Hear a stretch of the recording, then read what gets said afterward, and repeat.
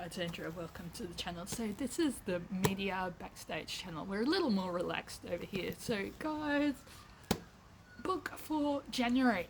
I read this over Christmas, and I do admit I did have to force myself to read the end chapters. That's just because I had a lot going on in my personal life with being able to get out of the house and stuff like that.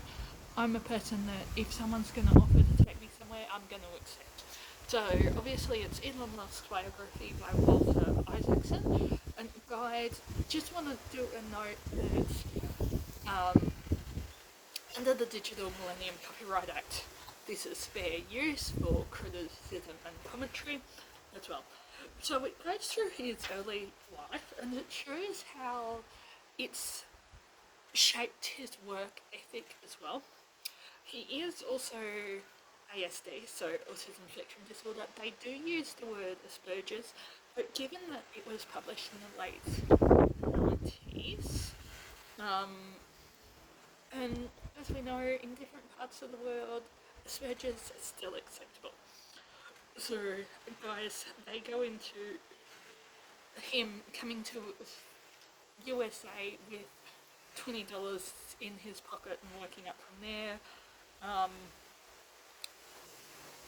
Starting Tesla as well. There's also some documentaries that I'm going to have a look at.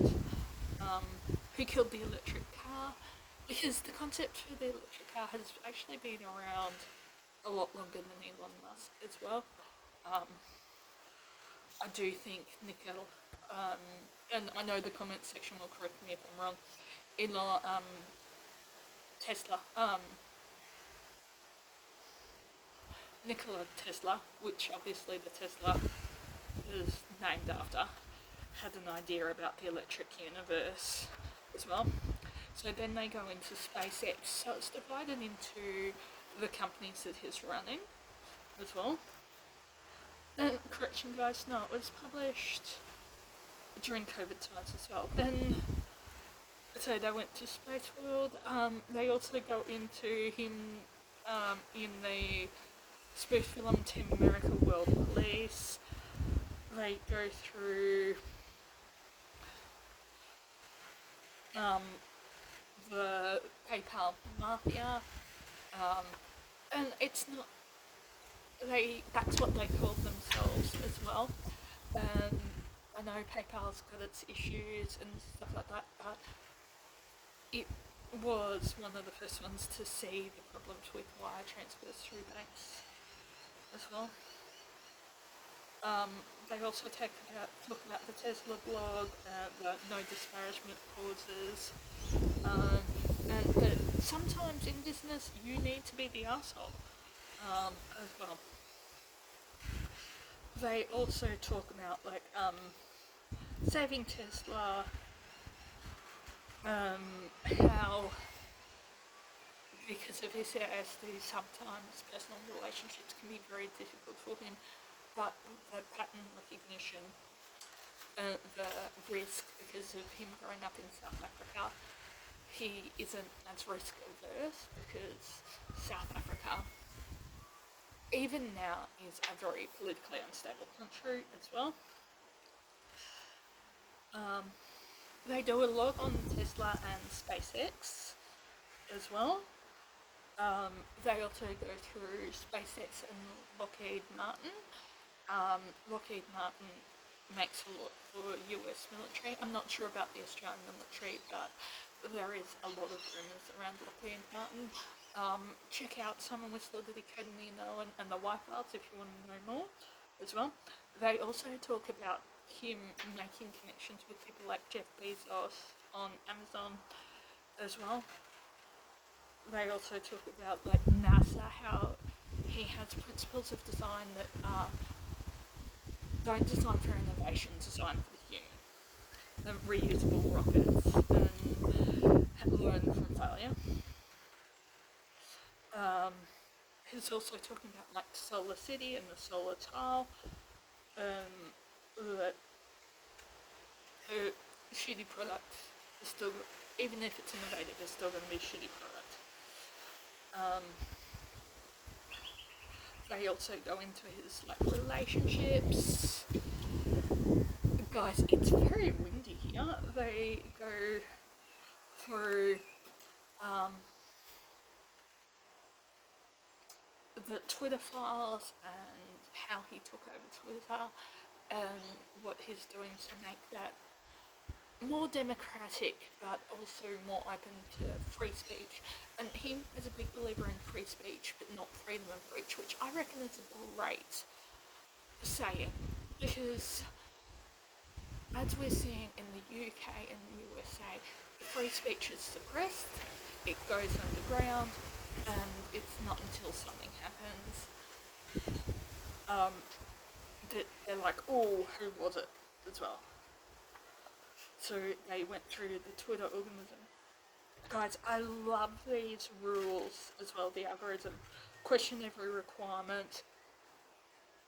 Each should come with the name of the person who made it. You should never accept a requirement from departments such as legal department or safety department. You need to know the name of the real person who made it. Then you should question it no matter how smart it is. Requirements from smart people are almost dangerous because people are less likely to question them, or always do so. Even if the requirement came from me, they make the requirements less done. That is basically first principle of accountability. Question it, know who came from it, and if you're not prepared to put your name on it, then you need to be able to. Delete any part of the process you can. You may have to add them back later. In fact, if you do not end up adding it back at least 10% of them, you didn't delete enough. So this is talking about the Twitter filtering algorithm as well. But it applies to, I would say, any rules of design, mathematics, algorithm, coding as well. Simplify and optimize. This should come after step 2. A common mistake is to simplify and optimize a part of the process that should not exist. Accelerate cycle time. Each process can be sped up, but only do this after you've followed the first 3 steps in the Tesla factory. Sorry, he took a lot of the engineers from Tesla over to Twitter because he realised a lot of the coders were so entrenched in the old ideology that he did not like. He needed people he could trust. So accelerate cycle time. Every process can be speeded up, but only do this after you've followed the first 3 steps.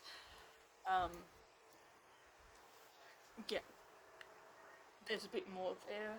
Automate, that comes last. The big mistake in Nevada at Fremont was that I began to try to automate every step. We should have waited until all the requirements had been questioned, parts deleted and bugs were shaken out. And this makes sense just from a manager's perspective. The algorithm was sometimes accompanied by a few corollaries among them.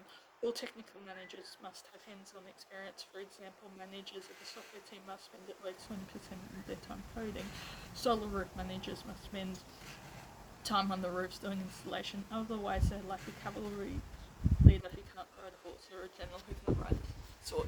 I reckon that applies for a lot of businesses, whether that be an office, content creation, even care. I reckon that's huge. Camaraderie is dangerous. It makes it hard for people to challenge each other's work. There is a tendency to not want to throw a colleague under the bus. That needs to be avoided. I see where he's coming from there, but accountability is crucial, and therefore, if you're accountable, if you're able to question it, and if you know it's part of the workplace, you're not going to be thrown under the bus. It's okay to be wrong, just don't be confident and wrong. Oh my god, yes.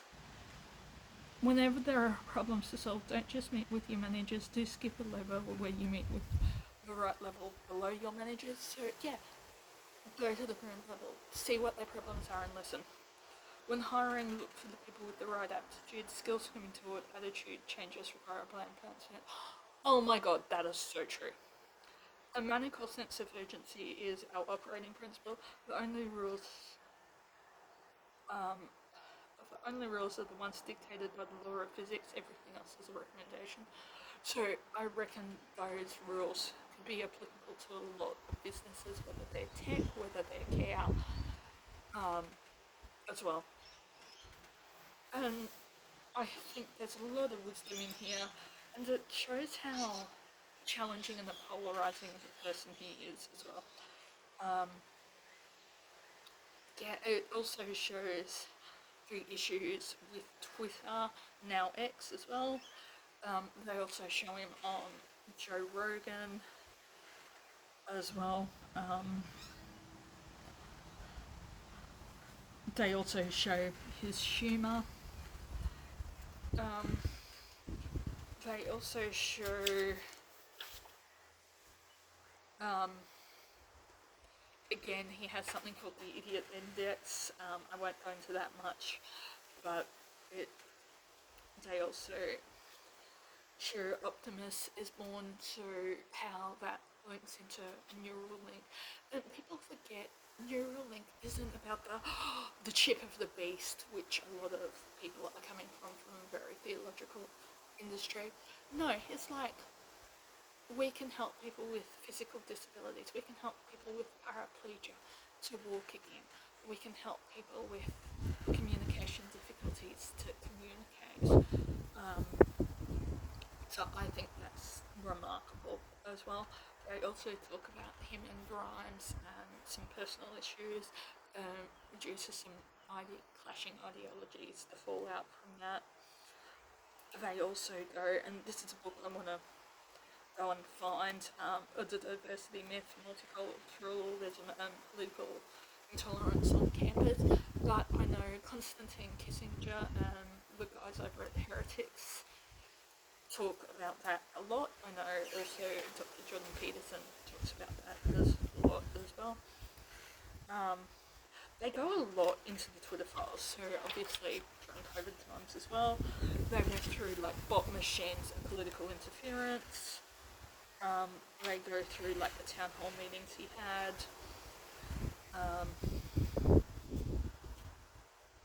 They also went through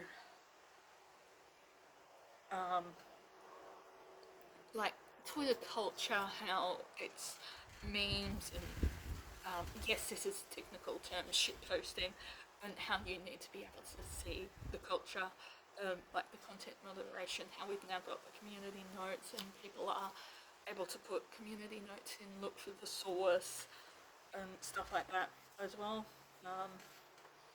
They also go through how David Slaps and Elon's beef was born around that one as well. They also go through his, and I think this is a great rule for life, have 10 people around you that you can trust with your absolute life. So when the storms come, you can go to them. He says that for executives in his company, so Warren Company, Twitter, SpaceX, Tesla, because yeah, if they're running on you, you're gone. In Australia, I don't think that's possible due to workplace relations laws, but I can understand where he's going from. He also goes through, and I can remember watching this fallout both on YouTube and TikTok, how the board were going to send resignation emails, but he had actually gotten one of the Tesla engineers to write code that when he says, look, I'm firing this many people because we've combed through the Slack messages, we've combed through emails, we've combed through their social media to see how productive they're being. And as you said, you're at work to work, not to make friends or content for your own platforms. You're there to work. He wrote code that as soon as it was announced the layoffs, they were then going to say, oh, I'm not being fired, I'm being resigned. I'm resigning. He locked them out of their email accounts and stuff like that. I know that's a rough way to do it, but I can now understand why he did it, because if you're going to send an email from that official email address saying, oh, no, you need to tell the truth. And I do like Dr. Jordan Peterson's principle, and I'm really trying to work on this year. Tell the truth, or at least do not lie. Sometimes I might get the wrong end of the stick. Sometimes due to epilepsy, I'm not exactly attached to reality. I'll have dreams about things and think they're real. I am working with a mental health counsellor on that one as well. They also go into the Twitter file with Chelsea Hubbard as well. Yeah, so they go through privacy, the filtering, and then they also go through SpaceX's Starship launch as well. And guys, Walter Isaacson, shout out to him. He shadowed Elon Musk for like 2 years writing this. I think he's also done a biography. Chat in comment section, correct me if I'm wrong. I think he's also done one on Dr. Jordan Peterson as well.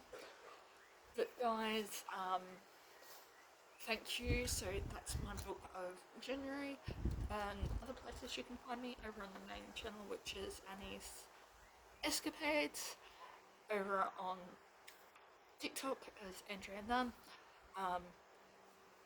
over on Spotify or anywhere you get your good podcasts. Has Enabling Progress conversations around the NDIS as well. And guys, if you would like to subscribe, that really does help the channel out as well. So, see you guys.